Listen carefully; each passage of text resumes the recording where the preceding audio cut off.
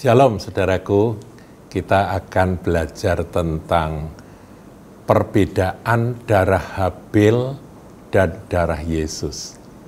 Mengapa kita meneliti akan darah Habel yang diperbandingkan dengan darah Yesus tersebut? Itu karena memang Alkitab menyebut akan hal tersebut, ya. Jadi kita akan mempelajarinya. Nah, kita lihat lebih dahulu darah Habel yang tercurah, dan ini merupakan peristiwa pembunuhan pertama di atas muka bumi ini dalam kehidupan umat manusia, karena Habel mempersembahkan korban dengan iman dan itu berkenan kepada Tuhan, maka kakaknya Kain jadi cemburu. Dia marah dan dia ngajak adiknya pergi ke padang, kemudian dia memukul adiknya sampai mati.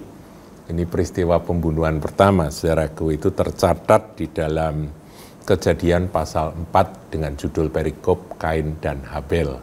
Satu kisah yang sudah saya dengar sejak saya masih kecil, saudaraku, ya. Nah, begini, kita akan langsung aja pada ayat yang kelima supaya gambarannya jadi jelas. Dari Kejadian 4. Tetapi Kain dan korban persembahannya tidak diindahkan, lalu hati Kain menjadi sangat panas dan mukanya muram. Firman Tuhan kepada Kain, "Mengapa hatimu panas dan mukamu muram? Apakah mukamu tidak akan berseri jika engkau berbuat baik?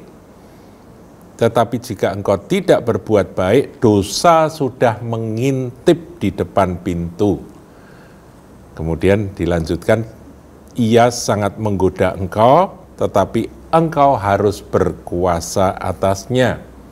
Nah, rupa-rupanya peringatan Tuhan ini tidak dihiraukan oleh Kain. Kain nggak mau berkuasa atas dirinya sendiri, atas rasa iri, hati, cemburu, marah, ya, yang kemudian memunculkan akan rencana pembunuhan itu. Dia mengabaikan suara Tuhan ini dan terjadilah, saudaraku. Kita lihat ayat 8, kata Kain kepada Habel adiknya, "Marilah kita pergi ke padang." Ketika mereka ada di padang, tiba-tiba Kain memukul Habel adiknya lalu membunuh dia. Dipukul berdarah-darah, saudaraku, dan darahnya tercurah ke tanah. Ayat 9, firman Tuhan kepada Kain, "Di mana Habel adikmu itu?" Jawabnya, "Aku tidak tahu.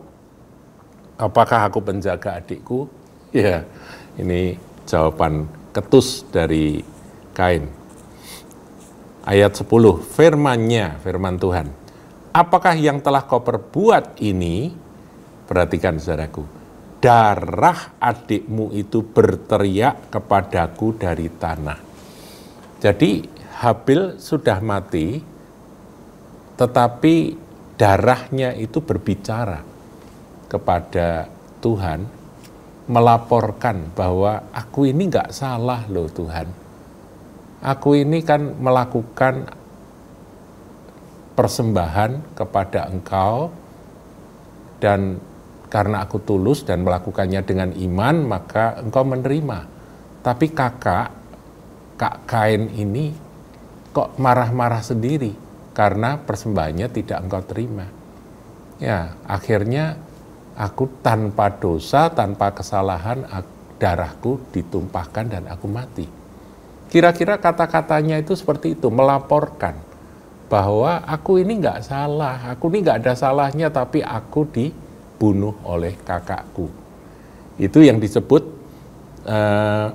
darah adikmu, yang dikatakan di dalam ayat 10, darah adikmu itu berteriak kepadaku dari tanah. Saudaraku, kalimat ini itu rupa-rupanya menjadi menjadi sebuah perenungan bagi penulis Ibrani.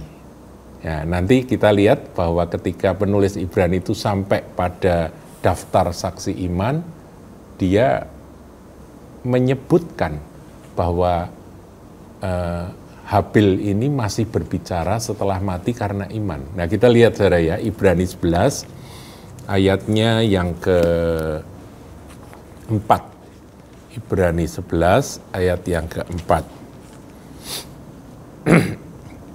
Karena iman, Habil telah mempersembahkan kepada Allah korban yang lebih baik daripada korban Kain. Ya, kita sudah pelajari tadi ya. Karena iman. Dengan jalan itu ia memperoleh kesaksian kepadanya bahwa ia benar. Jadi Habil ini orang benar. Karena dia berkenan kepada Allah. Karena Allah berkenan akan persembahannya itu, dan karena iman, ia masih berbicara sesudah ia mati. Darahnya itu berteriak. Melaporkan akan peristiwa yang dia alami. Jadi Kain nggak bisa lari, saudaraku. Dan Tuhan Maha tahu, ditanya, jawabannya ketus seperti itu. Padahal dialah yang membunuh adiknya. Nah, saudaraku, kita akan pelajari lebih lanjut bagaimana penulis Ibrani ini menuliskan lebih lanjut dalam Ibrani 12, ayatnya yang ke-24, dikatakan demikian. Dan kepada Yesus, pengantara perjanjian baru, dan kepada darah pemercikan yang berbicara lebih kuat daripada darah Habil. Nah, saudaraku, satu ayat ini memperbandingkan akan darah Habil dan darah Kristus yang tertumpah di Bukit Golgota itu. Hari-hari ini kita sedang memasuki bulan Paskah, saudara ya. Jadi kita sedang, sebentar lagi kita akan sama-sama memperingati dan merenungkan akan makna Paskah. Nah, di sini, Ibrani 12 ayat yang ke-24 itu berkata bahwa kita ini datang kepada Yesus, kepada perantara perjanjian baru, pengantara ya perjanjian baru, dan kepada darah pemercikan yang berbicara lebih kuat daripada darah Habil.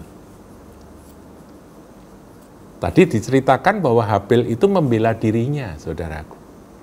Bersaksi membela dirinya. Tetapi darah Yesus itu beda. Suaranya itu berkumandang begitu kuat, bukan membela dirinya sendiri, bukan membela akan Yesus yang tidak berdosa, anak domba yang tanpa cacat celah, yang tanpa dosa, yang dibunuh, saudaraku, Yesus Kristus sebagai anak domba yang tersembelih, yang mati di atas kayu salib tanpa dosa. Darahnya berbicara lebih kuat dari darah Habil. Karena apa? Karena darah Yesus itu bersaksi bahwa aku sudah mati bagi domba-dombaku. Aku sudah mati bagi orang-orang yang menjadi milik kepunyaanku. Jadi saudaraku, kita semua yang percaya kepada Yesus, yang datang kepada darah pemercikan itu, kita ini dibela oleh darah Tuhan Yesus, yang bersaksi di hadapan Bapa bahwa kita telah dibenarkan oleh darah tersebut. Jadi seringkali orang-orang Kristen itu berdoa darah Yesus gitu ya. Itu artinya apa? Darah Yesus itu benar-benar kita ingat bahwa darah Tuhan itulah yang membuat kita berkenan kepada Bapa. Karena Bapa nggak lihat dosa kita lagi. Bapa tidak melihat akan pelanggaran dosa kita yang seharusnya membuat kita dihukum, saudaraku. Tidak. Dia hanya melihat darah dari putranya. Darah sang anak domba Allah yang tercurah itu. Karena darah itu berbicara membela kita. Iblis si pendakwa berkata, dosa manusia ini, dosa orang Kristen ini seperti ini, dosanya begitu banyak. Tetapi begitu ada darah pemercikan itu, darah itu membela. Aku sudah menguduskan dia. Aku sudah menyucikan, aku sudah membasuh dia. Nah, saudaraku, inilah pengertian dari kuasa darah Yesus Kristus Tuhan kita yang berbicara lebih kuat dari darah Habel yang hanya membela dirinya sendiri saja. Kalau darah Yesus itu membela akan orang-orang yang percaya kepada Dia menjadi milik kepunyaannya, anak-anak Tuhan. Nah, kita lihat saudaraku ya, itu kuasa darah Yesus itu tertulis di dalam Ibrani 9 ayat 13-14. Hati nurani kita itu dibasuh saudaraku. Coba kita lihat ya, Ibrani 9 ayat 14.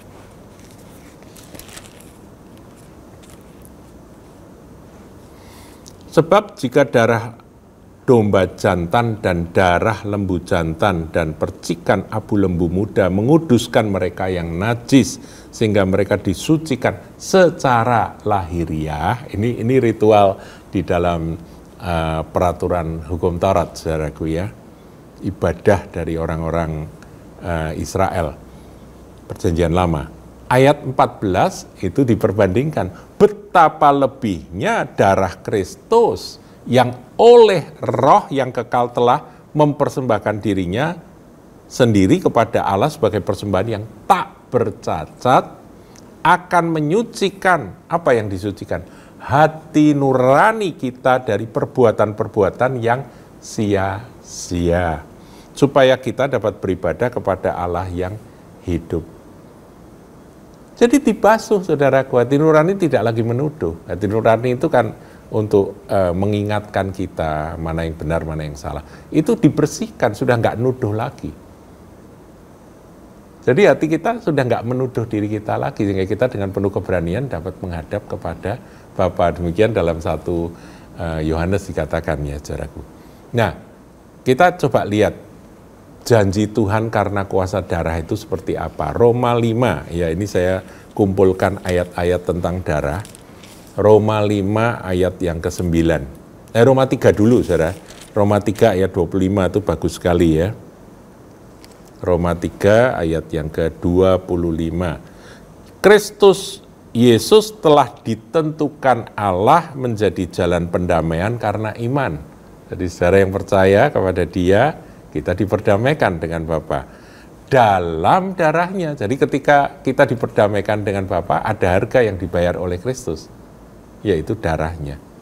Hal ini dibuatnya untuk menunjukkan keadilannya karena Ia telah membiarkan dosa-dosa yang telah terjadi dahulu pada masa kesabarannya, dibayar oleh darah anak domba Allah, yaitu darah Kristus Yesus Tuhan. Kemudian Roma 5 ayat 9. Lebih-lebih karena kita sekarang telah dibenarkan oleh darahnya, kita pasti, ya, jadi tidak ada keraguan, pasti akan diselamatkan dari murka Allah. Jadi saudaraku, kita ini orang-orang yang dibebaskan dari murka Allah karena apa? Karena Tuhan Yesus sudah menanggung murka Allah itu ketika Dia menyerahkan diri sebagai korban di atas kayu salib. Dia menderita luar biasa di sana. Itu karena saudara dan karena saya. Jadi kita benar-benar berhutang segalanya kepada Kristus.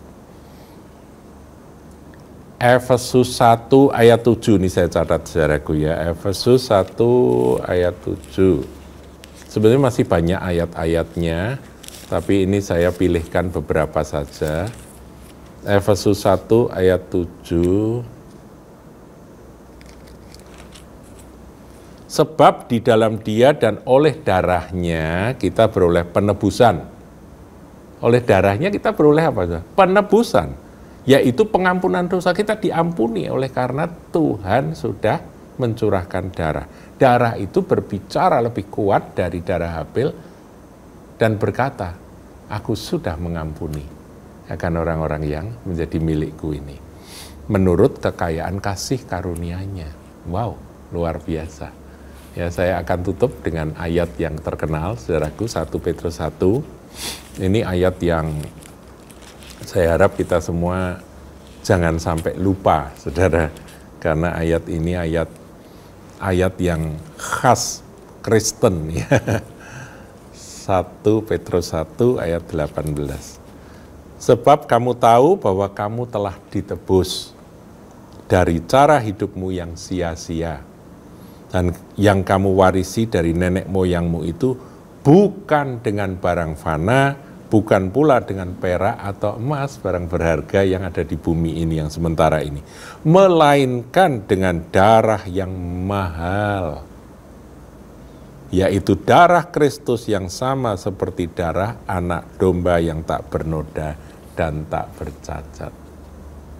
Saudaraku, kita ditebus dan dibayar dengan harga yang mahal, yaitu darah dari Tuhan kita, Yesus Kristus. Kita berhutang segalanya kepada Dia. Saudara berhutang segalanya kepada Yesus. Apa yang kita bisa berikan, persembahkan kepada Dia? Kalau bukan sebuah pengabdian, Tuhan, inilah hidupku. Inilah hatiku. Aku mau lebih mengasihimu. Aku mau lebih cinta Engkau dan melakukan apa yang berkenan kepadamu. Tuhan Yesus memberkati.